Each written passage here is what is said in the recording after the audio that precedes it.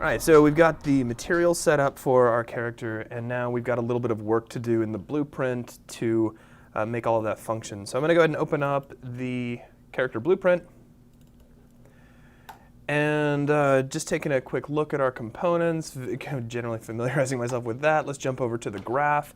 And the first thing I want to do is set up the construction script so that we can use the material that we just created. So let's see, we need access to the mesh. Because this is a code class, we've got to show our inherited variables, and then under character, we can see the mesh. So let's just control drag a copy of that into the graph. We'll drag a wire out from this and then just start typing dynamic, and that will give us the create dynamic material instance node. Now, if you create this node in this way, then it is the only node that you need. You don't have to go through and reapply or do anything fun like that. This will automatically take whatever is in this case, material index 0, it'll make a dynamic version of it, and it'll automatically reapply that back to the character, which is exactly what we want.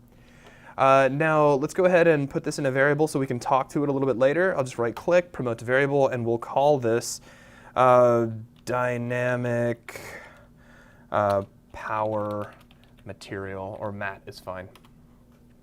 Just so we can access it later and make changes to it, which we'll have to, because the whole time we're playing, he's going to get darker.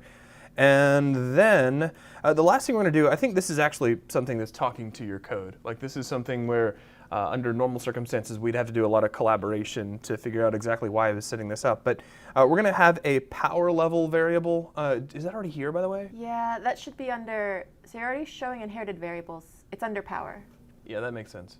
And right there, power. Yeah, so basically what we need to do is get this all established so that it is used to set an initial power level. So we'll grab our power level, and I'm just going to get that. So control drag. And we don't yet have an initial power level, so we need to create that. This is just a way for us to create a base power level we can divide by as a way to normalize our power. It's a way to allow our character to essentially go dark once he reaches a certain level of power and dips underneath that. So let's create a new variable, which I will call initial power level. And we'll make that a float. And I will alt drag a copy of that in. So we're setting it. We'll set that to whatever the current power level happens to be. So it'll just take that default value. Essentially, we're just storing that default value. And really, that's all we need to do for the construction script. So let's make sure we compile that.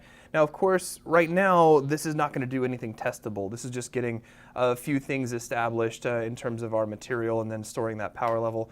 However, this is a nice bite-sized chunk of our work. So let's go ahead and end the video here, and then we'll pick back up on building the event graph. So thanks.